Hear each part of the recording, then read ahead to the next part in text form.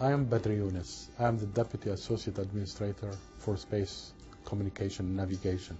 Before TDRS, we communicated with our missions in space through direct transmission to the ground. We needed ground station, a different part of the world, to have as much contact with the mission as possible. But you know, 2/3 of Earth is water. So much of the ground stations that we have were on the ground. And sometimes we relied on ships in the ocean to provide some coverage. Altogether, we couldn't support more than 50% of the time, to provide any support to any mission.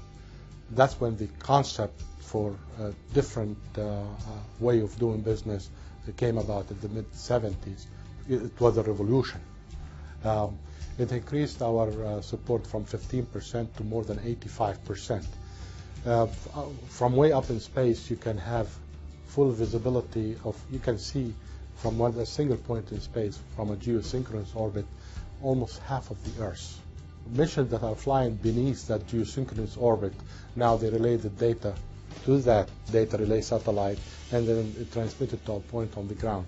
So with 2 data relay satellites, you are providing coverage, like full-time global coverage to all missions, close to, if not more than 85% of the time.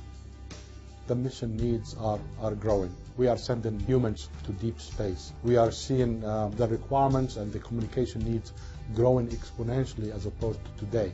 And NASA has decided to establish a permanent presence in the solar system. And as you send the humans into deep space on a journey that may take up to 3 years, even more than that, you need to still provide them the kind of quality of life that they learned or they have been accustomed to on the space station or on the ground.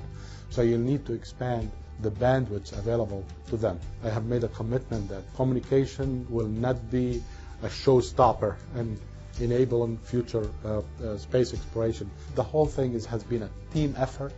I'm grateful to what Goddard has done, to the TDRS team, to our folks down at the launch services down at the Cape, and as well as the ULA. Boeing has done a wonderful job and readying a very capable spacecraft, and this is going to help us in meeting the requirement in the 2020s and the early 2030s. It's helpful that NASA allows you to be creative, innovative, bring crazy ideas, out of the box ideas. We are all driven by that curiosity, by that wandering spirit, trying to discover the unknown. That's what NASA is all about. It's a place for dreamers and for those who believe that they can make the dream come true.